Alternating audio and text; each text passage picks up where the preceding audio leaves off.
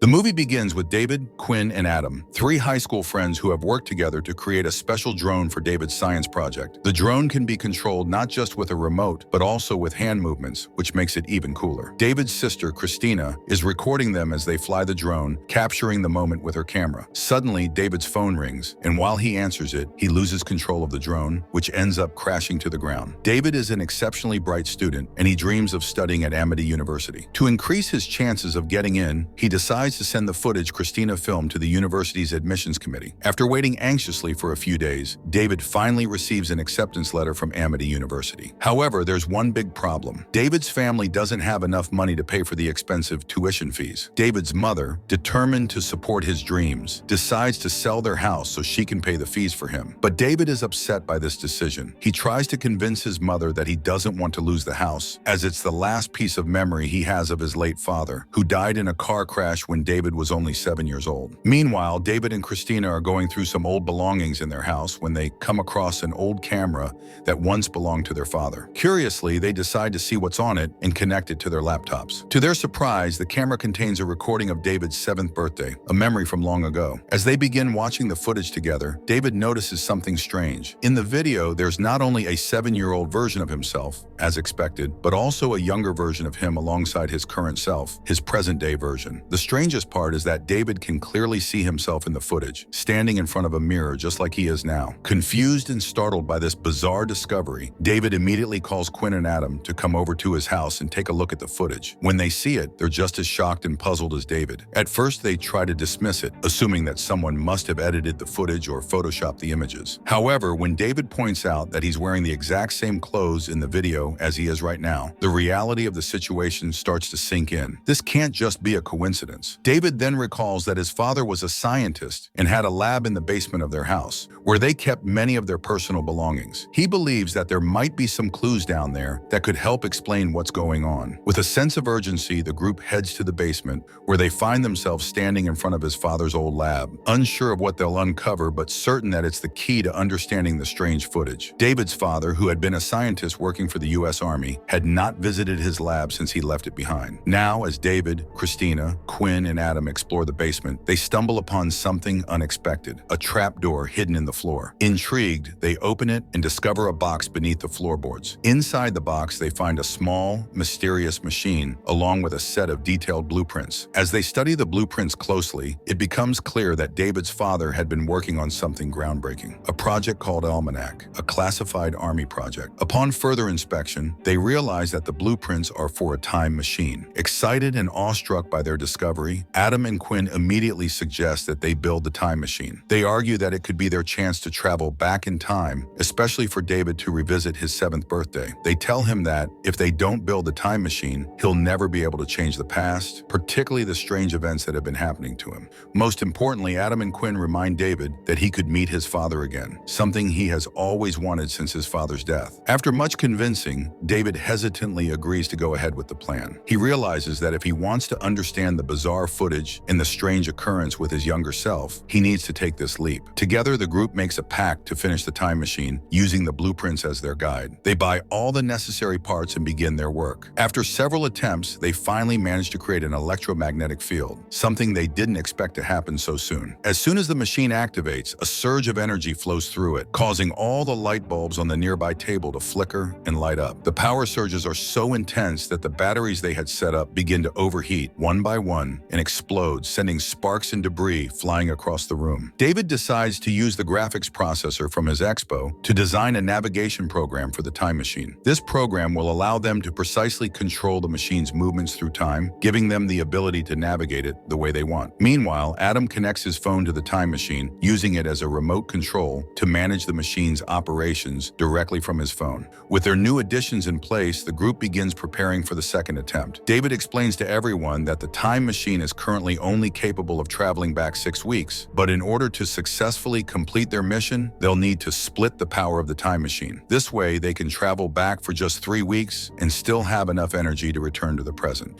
The plan is to balance the power so that they can navigate both the past and present in a short window of time. Once the machine is ready, they power it up again. As soon as the time machine starts, a surge of electromagnetic energy bursts from it. The surrounding space begins to warp, and all the objects in the room start spinning rapidly in the air. The air is filled with static and energy, and it seems like they're close to a breakthrough. However, just as things seem to be working, the battery overloads, causing another massive explosion. The force of the blast sends a glass of water flying, and it spills onto David, leaving a noticeable mark on his t-shirt. Suddenly, David freezes, remembering something important. He recalls that in the footage of his 7th birthday, he had worn a t-shirt with a similar mark on it. This realization sends a wave of confusion and excitement through the group. They begin to speculate that they are getting closer to successfully creating the time machine, and that the strange occurrences they've experienced might actually be a result of their actions. After their second failed attempt, David comes to a crucial realization. In order to make the time machine work properly, they'll need a much more powerful energy source, fusion power. The only way to achieve this is by using hydrogen, but hydrogen can only be purchased with a special permit, something they obviously don't have. However, they quickly remember that there is a hydrogen cylinder stored at their school. Seizing the opportunity, David, Quinn, and Adam make a plan to break into the school and steal the hydrogen capsule.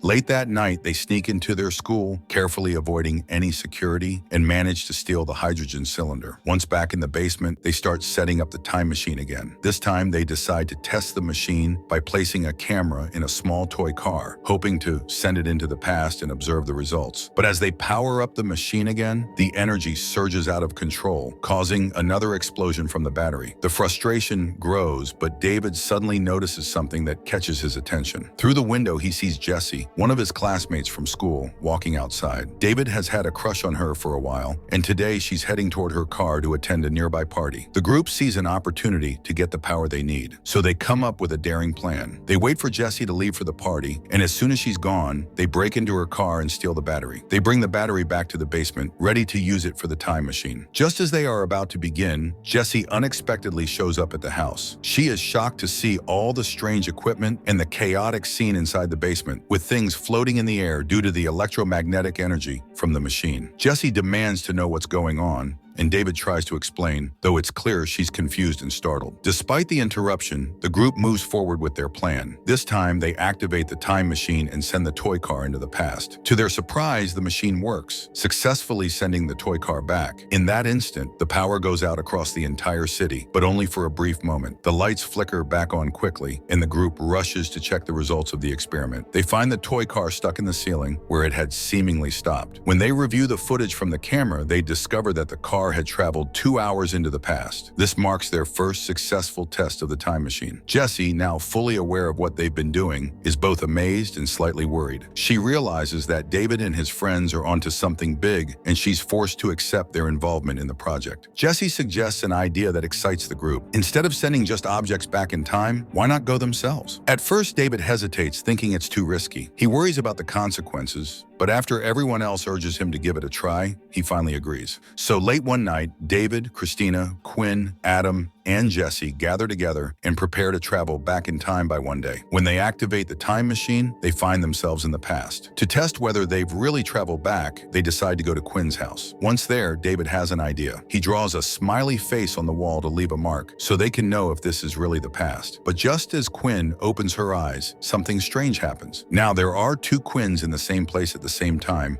one from the present and one from the past. The 2 Quinns start to panic as they begin to fade and disappear. The rest of the group realizes that people from different points in time cannot exist together in the same timeline. In a hurry, they all decide to return to the present. Once back, they realize something important. Their time travel experiment was a success, but there are rules. Any person from the future or present cannot meet their past self, or they will vanish. This discovery both thrills and alarms the group, but for now, they're excited to have made it work. Afterward, the group starts to think about all the possibilities their time machine offers. Quinn, who had failed his Viva test in the past, decides to use the machine to travel back and retake the test over and over until he passes. Christina, on the other hand, uses the time machine to get revenge on a girl named Sarah who had bullied her at school, time traveling to different moments to confront her. Adam decides to take a risk and use the time machine to go back and win a lottery that had already happened. He ends up winning $1.2 million. The group decides to share the money, dividing it up among among themselves, and each of them buys the things they've always wanted. David decides to give most of the money he won to his mother, but keeps a little for himself. He uses his share to buy a sports car and some powerful batteries that can increase the time machine's capacity, allowing them to travel further back in time. For the next few days, they continue experimenting with the time machine, having fun with their new abilities. One day, David calls everyone together after skipping class and tells them they now have batteries powerful enough to travel back 3 months. They decide to test it, so they all go back to the past and end up at a party. They have a great time, but during the party, Jessie opens up to David about her feelings for him. David, distracted by the fun, doesn't really understand what she's saying. Frustrated, Jessie gets angry and leaves the party.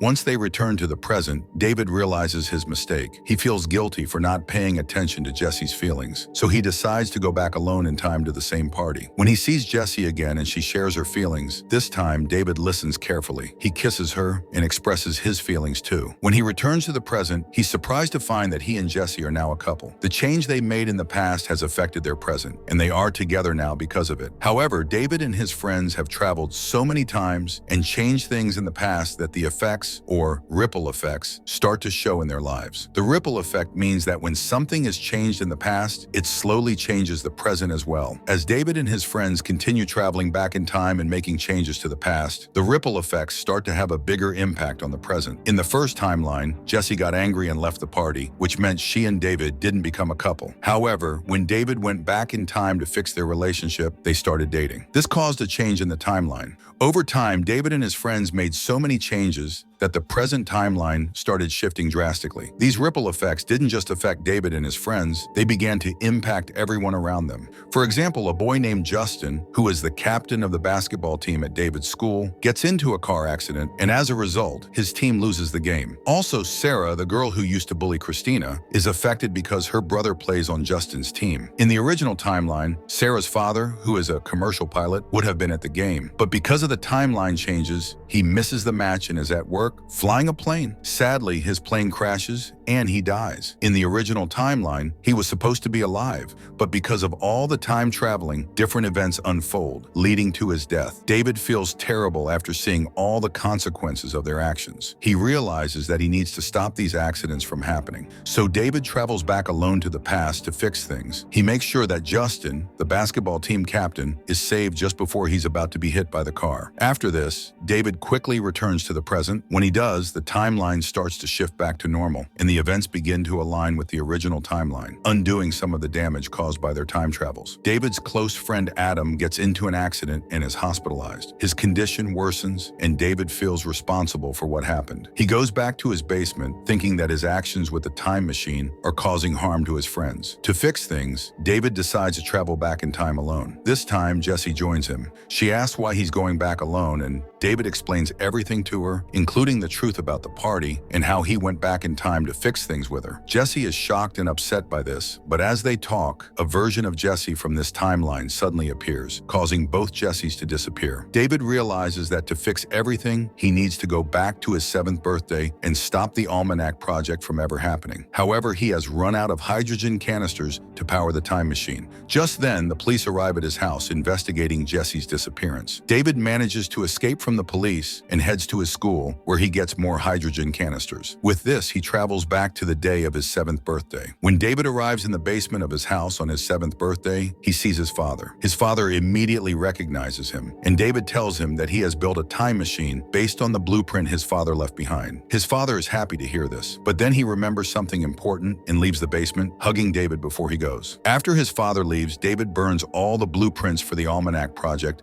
to prevent it from ever happening. He then leaves the basement and returns to the present. Due to the changes David made in the past, the blueprint for the time machine no longer exists. This means that he probably never time traveled. We see David and Christina again in the same scene where they find their father's camera, but this time they don't see Big David's reflection in the camera. This shows that David and his friends never built the time machine or traveled back in time. The timeline has reset to how it was before, which is the same as the original timeline. In the movie, David then goes to talk to Jessie, and they become good friends. The movie ends with this. Now, if we think about the ending, David destroys all the details of the project and returns to the present. This creates a problem known as the grandfather paradox. If David destroys everything related to the time machine in the past, logically, he wouldn't be able to travel through time or even reach the future, because without the time machine, he couldn't have time traveled at all. This causes a contradiction, as he can't both destroy the project and still be able to travel through time. What do you think about this paradox? Let me know in the comments. I'll see you in the next video. Until then, bye-bye.